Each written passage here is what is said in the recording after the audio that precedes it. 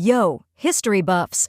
Today we're diving into the deep end of the battlefield with one of the greatest military strategists of all time, Le Petit Caporal aka Napoleon Bonaparte. From humble beginnings, he maneuvered his way all the way up to crowning himself Emperor of France. First things first, though, Napoleon is known for being the OG short king, and that's not right. Modern consensus is that he was 5'7" at the time of his death in 1821, and the average height of a Frenchman at the time was only 5'4". Now that that's cleared up, back to our regularly scheduled program. He was born in 1769 on the Mediterranean island of Corsica during a turbulent political time.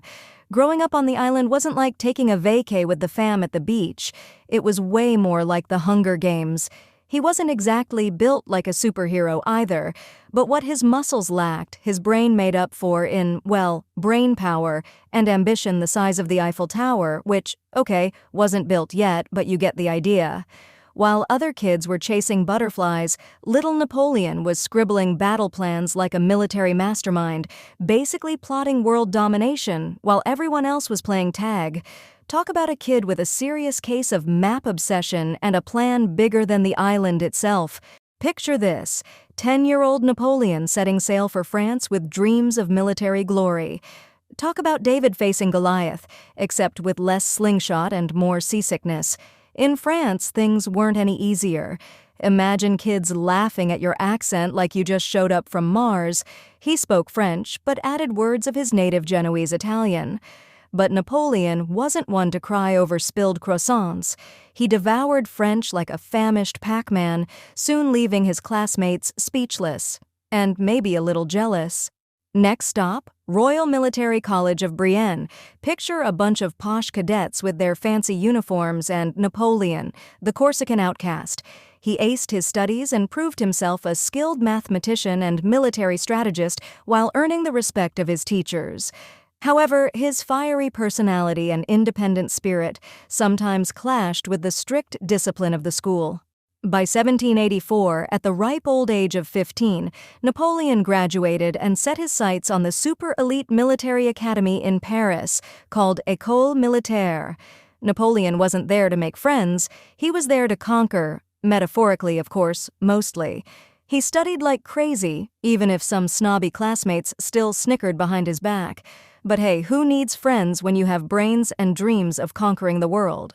Little did he know, the French Revolution was brewing, ready to change his destiny and propel him from a bright young student to a future emperor. It's 1793, and France is having a national meltdown like a teenager whose phone got confiscated. The revolution's raging, royalists are throwing shade, and the people are wondering, who will save the day? Enter Napoleon, a young officer with more ambition than a politician on election day. Imagine a bunch of stuffy old generals staring at Toulon, France, a royalist-held port city guarded like Fort Knox, cannons bigger than cars, walls thicker than a set of encyclopedias, and defenders meaner than a lunch lady on picture day. The generals scratched their powdered wigs and mumbled, "This is hopeless." But Napoleon, ever the drama king, bursts in with a plan wilder than a sugar rush. He proposes using hidden forts, think secret ninja hideouts, to bombard enemy ships with red-hot cannonballs. The generals stare at him like he just suggested using spoons for swords. "Are you crazy?" they scoff. But Napoleon, with the persuasive power of a purring kitten, convinces them, probably with some fancy math and historical references. And guess what? It worked. Picture cannonballs raining down like meteors, turning enemy ships into floating bonfires. The city surrenders faster than you can say, "Vive la France." Napoleon, the once unknown lieutenant, becomes a national hero overnight. News of his victory spreads like wildfire, and suddenly he's the hottest topic in France, cooler than the latest dance craze, whatever that was back then. So, the Siege of Toulon wasn't just a battle, it was Napoleon's personal launchpad. His star started to shine brighter than a disco ball in a 70s dance club. Napoleon, cooler than Fonzie after jumping a shark, swaggered around like he was the star of his own historical reality show. He's got the fame, the medals, and enough self-confidence to fuel a small rocket, but life, as always, likes to throw curveballs when we least expect it. His rapid rise continued, promoted to brigadier general, sent to Italy to boss around some Austrians. Easy peasy, right? Wrong. Turns out, Napoleon had a talent for making political enemies as fast as he conquered cities. He sided with the Robespierres, some super intense dudes who were basically the French version of mean girls with guillotines.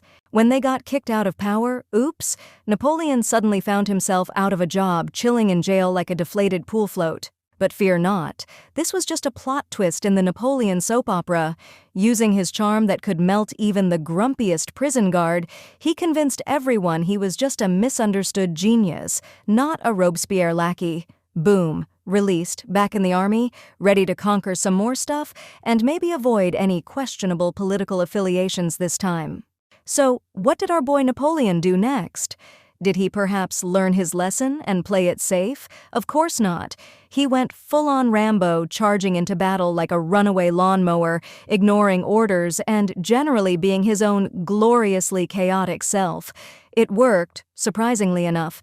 His victories in Italy were legendary, his name whispered with awe, and maybe a hint of fear. By 1795, he was back in France, a war hero with enough medals to choke a peacock. He's hungry for glory, hungry for land, and maybe just a little peckish for some good Parmesan cheese.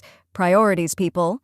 So in 1796, he marched his ragtag army of French fighters, many of whom looked like they hadn't eaten in weeks, but hey, at least they had snazzy hats, into the heart of the Italian peninsula. Italy back then was like a pizza with way too many toppings.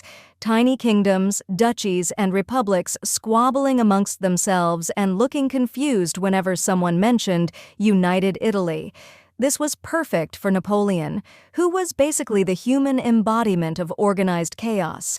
He stormed in, his cannons sparking a chain reaction like a line of falling dominoes, toppling one Italian kingdom after another at breakneck speed. The Austrians watched in disbelief as their carefully constructed alliances crumbled under the relentless advances of Napoleon. The Austrian army, Italy's supposed protectors, was like a bunch of overstuffed geese waddling into battle. Napoleon outsmarted them, outstrategized them, and left them feeling like they'd just been outwitted by a mischievous cat batting around chess pieces on a board. They'd be left muttering, "Did that feline just checkmate us with a single paw swipe?"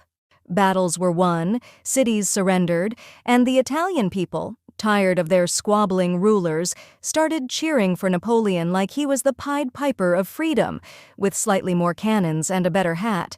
He set up shop in fancy palaces, declared himself liberator of the oppressed, and basically became the coolest dude in Italy since, well, ever. Of course, it wasn't all sunshine and olive oil. There were grumbles from some Italians who weren't too keen on being liberated by a French army, and the Austrians, despite their goose-like tendencies, weren't about to give up easily. They kept throwing armies at Napoleon like overripe tomatoes, but our determined chef just kept dodging, frying, and serving them back with a side of defeat. Finally, in 1797, after a year of glorious chaos, Napoleon and the Austrians sat down for a chat, and maybe some wine and cheese. Gotta respect the local cuisine, right? The Treaty of Campo Formio was signed, basically handing over a big chunk of Italy to France and making Napoleon look like he'd just won the ultimate pasta-eating contest. All right, history buffs, we've just witnessed the meteoric rise of Napoleon Bonaparte, from a scrawny kid from Corsica to a war hero conquering Italy. But remember, this is just the first chapter in his epic story. The question on everyone's mind is, will he stop there? Will he settle for being a fancy duke of some Italian region, or will he set his sights even higher? Buckle up, history buffs, because the next few years are going to be more intense than trying to explain the plot of Inception to your grandma while riding a roller coaster.